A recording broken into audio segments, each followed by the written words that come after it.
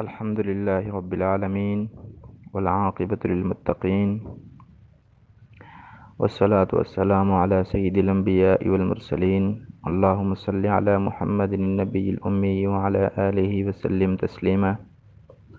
أما بعد فأعوذ بالله من الشيطان الرجيم بسم الله الرحمن الرحيم قال الله تعالى وما ينطق عن الهوى إن هو إلا وحي يوحى وعن أبي هريرة رضي الله تعالى عنه قال ما من أصحاب النبي صلى الله عليه وسلم أحد أكثر حديثا عنه مني إلا ما كان من عبد الله بن عمرو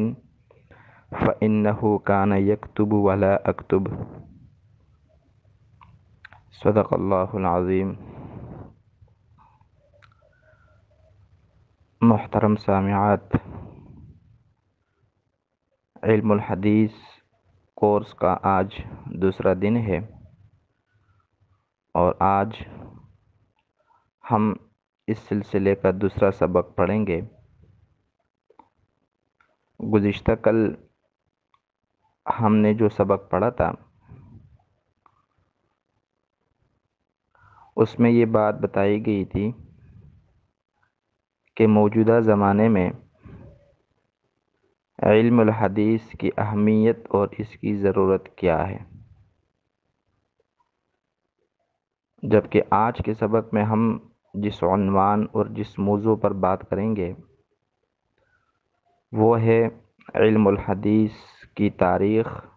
اور اس کا پس منظر۔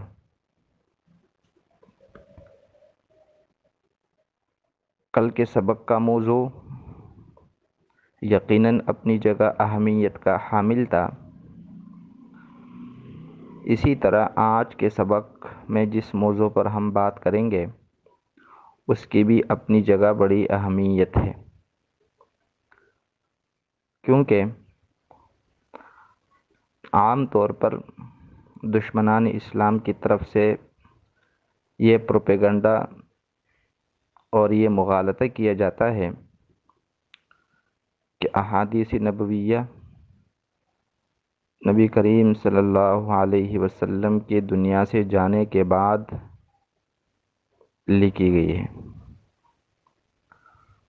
اور اس دوران 200 سال یا 300 سال کا عرصہ گزر چکا تھا، تب جا کر احادیث کو کتابی شکل دی گئی ہے اور انہیں لکھا گیا ہے۔ تو آج کے سبق میں اس مغالطے کا اور اس پروپیگنڈے کا جواب بھی سامنے آ جائے گا۔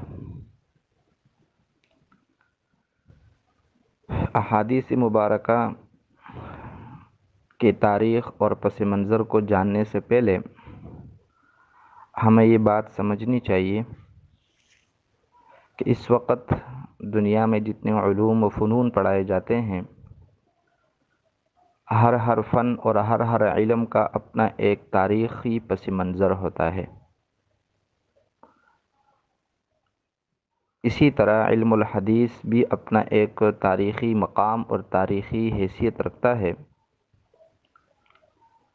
لیکن علم الحدیث اور دوسرے علوم میں فرق یہ ہے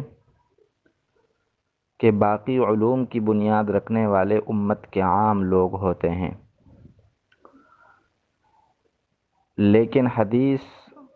وہ شان والا علم ہے کہ اس کی بنیاد وحی الہی ہے، کیونکہ ہمارا عقیدہ ہے کہ قرآن کریم کی طرح احادیث مبارکہ بھی وحی ہے، البتہ قرآن کریم وحی متلو ہے، یعنی اس کی تلاوت کی جاتی ہے،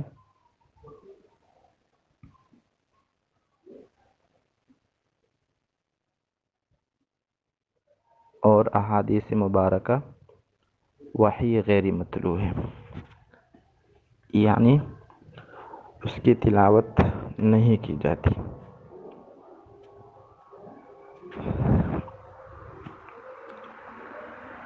پھر علم حدیث کے پس منظر کو سمجھنے کے لیے ہمیں نبی کریم صلی اللہ علیہ وسلم اور پھر صحابہ کرام اور پھر تابعین کے دور میں جانا ہوگا۔ چنانچہ نبی کریم صلی اللہ علیہ وسلم کے زمانے سے ہی احادیث مبارکہ کی حفاظت اور احادیث مبارکہ کی کتابت کا آغاز ہو چکا تھا، لیکن ابتدائی طور پر علم الحدیث کو محفوظ کرنے کے لیے جو طریقے اختیار کیے گئے تھے، ان میں سب سے پہلا طریقہ احادیث مبارکہ کو زبانی یاد کرنے کا تھا۔ یعنی اس زمانے میں لکھنے لکھوانے کے آلات کی کمی تھی، اور اہل عرب جو تھے ان کے ہاں لکھنے لکھوانے کا رواج بھی نہیں تھا، اس لیے اس زمانے میں زیادہ تر چیزوں کو زبانی یاد کیا جاتا تھا، اور اس معاملے میں اللہ تعالیٰ نے اہل عرب کو حافظے کی قوت سے بھی نوازا تھا، یہاں تک کہ یہ لوگ اپنے ساتھ ساتھ اپنے جانوروں کے نسب نامے بھی زبانی یاد کر لیا کرتے تھے۔ تو جو پہلا ذریعہ تھا وہ تھا احادیث کو زبانی یاد کرنے کا۔ دوسرا ذریعہ احادیث مبارکہ کی حفاظت کا وہ عمل کرنے کا تھا، یعنی نبی کریم صلی اللہ علیہ وسلم کی کوئی بات سنی، آپ کا کوئی عمل دیکھا، فوراً اس پر عمل شروع کر دیا اور اسے اپنے زندگی کا حصہ بنا دیا۔ اور یہ بات تو ہم جانتے ہیں کہ جو چیز انسان کے پریکٹیکل میں آ جاتی ہے، عمل میں آ جاتی ہے، وہ چیز ذہن میں نقش ہو جاتی ہے۔ حج و عمرہ کے مسائل ہم پڑھتے ہیں، پڑھاتے ہیں، سنتے ہیں، لیکن جب تک خود حج یا عمرہ نہیں کرتے تب تک ان مسائل کی عملی شکل سامنے نہیں آتی۔ تو صحابہ کرام کے ہاں دوسرا طریقہ جو تھا وہ احادیث پر عمل کر کے انہیں یاد کرنے کا تھا۔ تیسرا طریقہ احادیث کو لکھنے کا تھا، اور ایسا نہیں ہے جیسا کہ کچھ لوگوں کا خیال یہ ہے کہ بہت بعد میں جا کر یہ سلسلہ شروع ہوا ہے،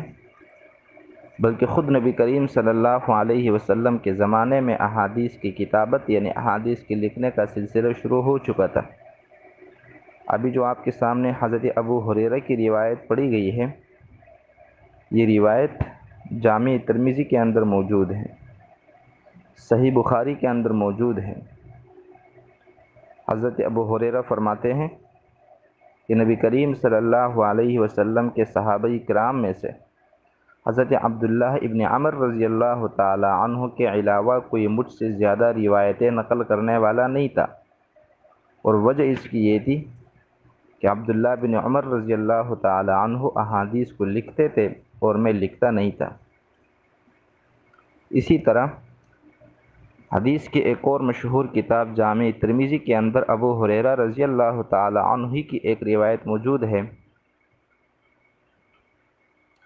کہ ایک انصاری صحابی نبی کریم صلی اللہ علیہ وسلم کی خدمت میں بیٹھا کرتے تھے، آپ کے احادیث کو سنا کرتے تھے، لیکن وہ یاد نہیں کر پاتے تھے۔ اس بات کی شکایت انہوں نے نبی کریم صلی اللہ علیہ وسلم سے کی کہ یا رسول اللہ، آپ کی باتیں سنتا ہوں، آپ کے احادیث سنتا ہوں، یاد نہیں ہو جاتی۔ آپ علیہ الصلاۃ والسلام نے فرمایا کہ استعن بیمینک،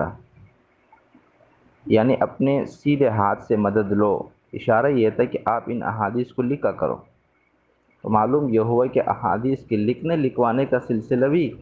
آپ علیہ الصلاۃ والسلام اور صحابہ کے دور میں شروع ہو چکا تھا۔ اسی طرح حضرت عبداللہ ابن عمر رضی اللہ تعالی عنہ کی ایک اور روایت ابو داؤد کے اندر موجود ہے، وہ فرماتے ہیں کہ میں جب نبی کریم صلی اللہ علیہ وسلم کے احادیث کو لکھتا تھا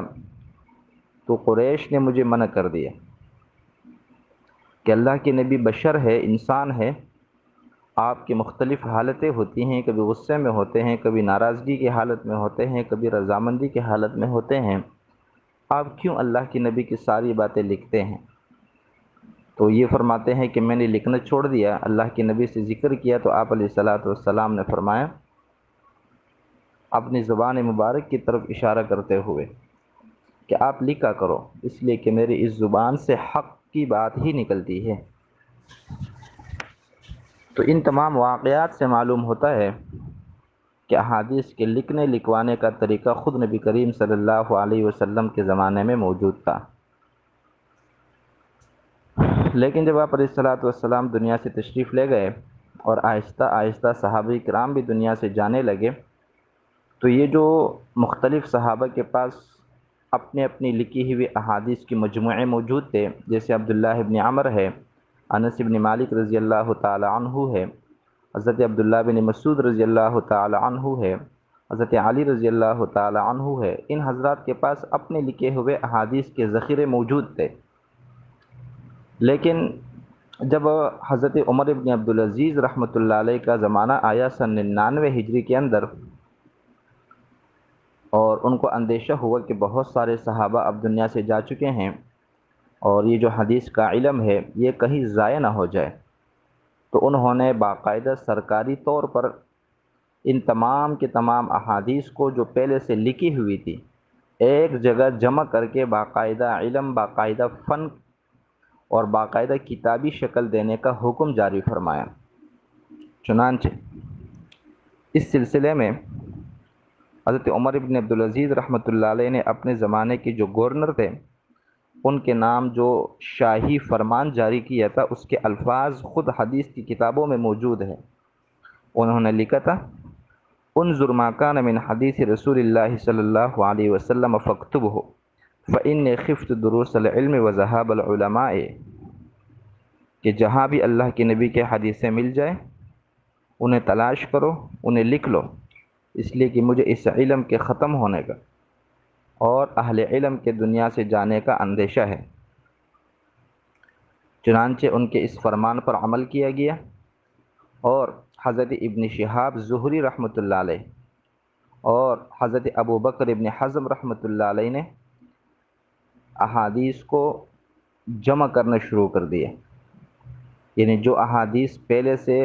ہر شخص کے پاس لکھی ہوئی تھی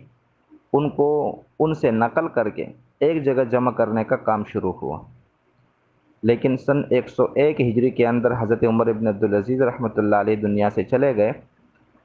اور اس وقت تک ابن شہاب زہری رحمۃ اللہ علیہ اپنی جمع کی ہوئی احادیث ان کی خدمت میں پیش کر چکے تھے،